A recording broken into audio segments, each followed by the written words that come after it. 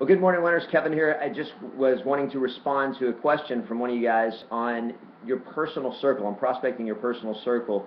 When do you do it? How do you do it? Do you leave messages and so forth? And so I just wanted to answer that real briefly on a quick video this morning. And here's basically the way that works. Your personal circle is people that you know that you have a social relationship with or a business relationship. It doesn't matter. But when you're prospecting them, it's a business call. So when do you prospect them? Whenever you'll call.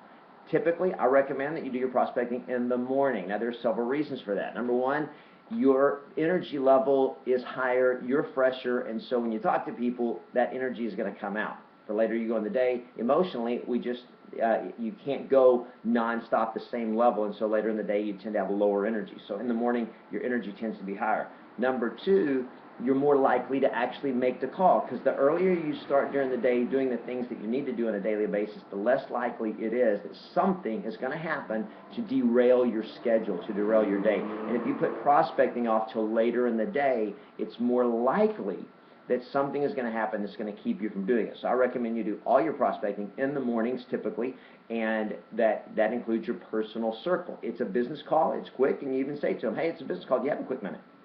So you're not talking to them long, and if you're getting them at work and that's a problem or whatever, then make a note of that, and you can make an adjustment and say and just plan on, one evening a week or a couple of days a week you'd prospect, make calls to a certain group of your personal circle in the evening or maybe on the weekend. Whatever it is, you can make that adjustment as you need to.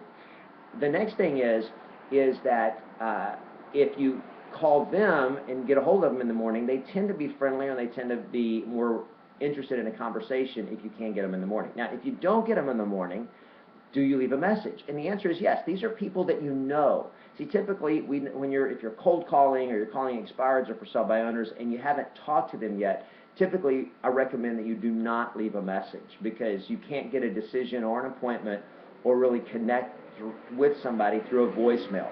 So it's way better if you're talking to them live. But with somebody that you know you have a personal relationship with, past client, somebody in your sphere of influence, somebody you know from church, your personal friend or family or neighbors or whatever it is, they know you. And so all you're doing is reminding them that you're in the business, and you are you're keeping yourself at the top of their mind in terms of awareness when it comes to real estate. So your voicemail is going to be very simple, and it's going to be something like, hey, Bill, it's Kevin Ward. How are things going? Hey, I'm just giving you my regular check-in just to see who you know that's looking at buying or selling a house that I can help. So let me know. Look forward to talking to you soon. And that's it. Make sure they have your phone number. You can give them your phone number or whatever.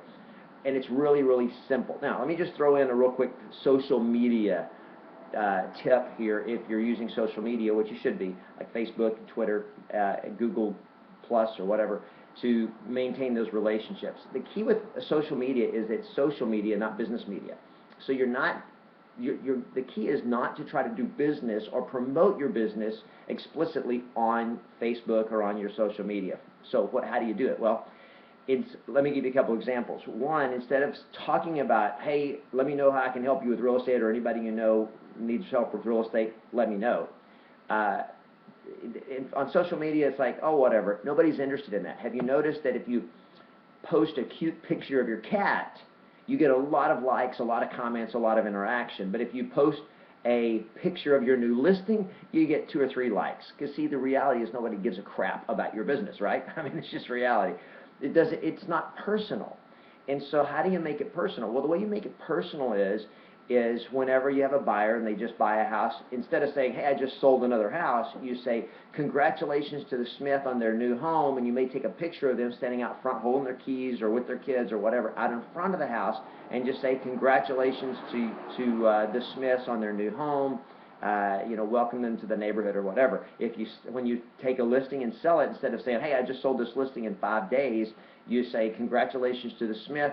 They're packing for San Diego. Their house sold, went under contract in 5 days. So you make it about them, not about you. And other people see that, and people celebrate other people's victories because you're celebrating something good happening for somebody else. Yeah, you did it. People know you did it, but you're not saying, hey, look what I did. You're saying, hey, look what the Smiths are getting to do. And so it just makes it about them, not about you. That's the key. Have an awesome week.